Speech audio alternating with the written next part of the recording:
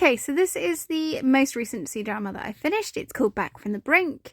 A C-drama page on Facebook helped me choose this. It was either this or The Longest Promise, and it was unanimously this one.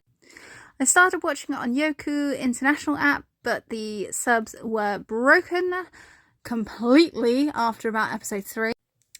So I found it on Rakuten Viki and I was watching it on that.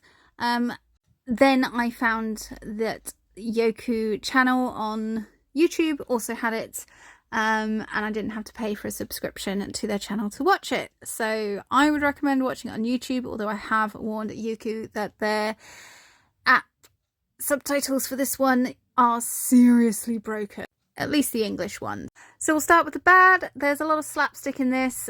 Some of it's funny, some of it is really jarring. It's a bit much.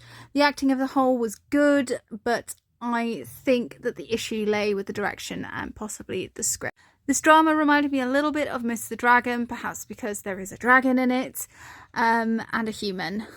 But also the feel of the story was quite similar to Miss the Dragon. Thankfully, the lead characters were far more interesting than the leads in Miss the Dragon. I will cover that in another review and explain my reasons for that opinion. My main problem was that their story was good, but it just did not get me invested in the characters. I didn't cry once. There was one moment where I got slightly emotional, but there was not one tear. I was dry as a bone. It was just upsetting. Now on to the good. The costumes were great. There were some really interesting costumes in there. The intro was one of the animated versions, so very limited spoilers, which I like. The outro was spoilers, though. I recommend that you avoid the outro until you've watched most of the drama. The CGI was quite fun. Don't expect Disney-level CGI from C-dramas. They often don't have the budget.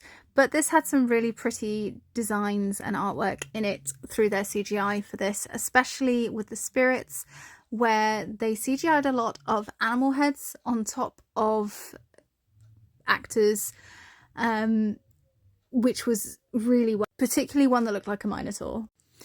The story itself was about staying true to yourself no matter what happens, and as a whole I think that is a good message for anyone to watch, and I think I kept watching because of that.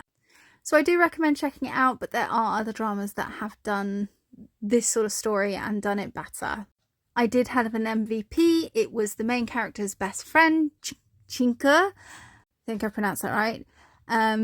She was just a lovely character. That's all I can say about her. I'm going to try and stick to as close as 3 minutes as I can, even though we have longer now. But please like and subscribe for more.